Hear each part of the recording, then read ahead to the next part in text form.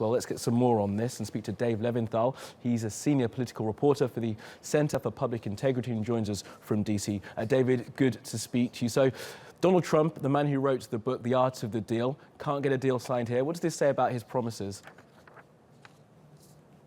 It's a dubious distinction for him if this ultimately goes down in flames, and it also shows that Donald Trump, despite all of his proclamations during the campaign, despite all of the promises that he made to American voters and the American people, that he's had a pretty difficult 100 days.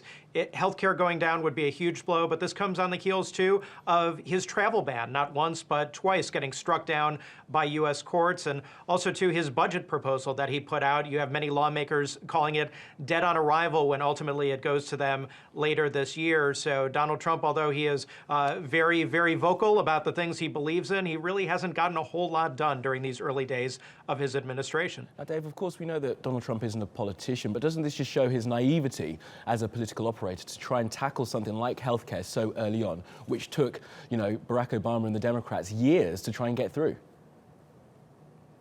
It's not surprising. You look 2 decades ago when Bill Clinton was first president of the United States, healthcare was very much chief on his agenda. He pushed it, maybe not at quite the clip that Donald Trump is doing it right now, but tried to get healthcare reform in his style pushed through Congress. Ultimately, that failed too. But this has been a very haphazard process. The Republicans have not been on the same page, and despite Donald Trump having such a huge majority of Republicans in the U.S. House, he was not able to get his coalition to truly coalesce. You had moderate Republicans or somewhat moderate Republicans saying that simply they were concerned that too many people would lose coverage. You had other more conservative Republicans saying this was effectively what Barack Obama wanted to do, but Obamacare light, if you will, and it wasn't conservative enough. So ultimately, it does look like this is going to go down. Never say never. Something could happen in the next hour, but it does appear very, very bleak for Donald Trump, and would be a huge blow for his credibility from a legislative standpoint. And if it does go down, as you say, we're not sure just at this moment, will Americans then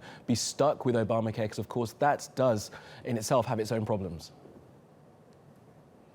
It does. Well, first of all, Obamacare is the law of the land. It would remain the law of the land unless the Congress was to pick it up and take it on later this year or sometime later in the congressional cycle. It doesn't seem as if that would be a priority because there are other fish to fry, so to speak, in the sense that tax reform is very much at the top of the Republican agenda among other priorities, building the wall on Mexico, for example, and other budget priorities. So this does seem like something where the Democrats, who generally like Obamacare and want to keep it in place, perhaps reform it in certain at-the-margin kinds of ways, they would win the day, even though they are the minority in both the U.S. House and the U.S. Senate. It does show that even if you are president of the United States and have a big majority in your party, you don't always get what you want. Absolutely. Okay, Dave, we'll leave it there. Dave Levinthal from the Center for Public Integrity. Thanks for joining us.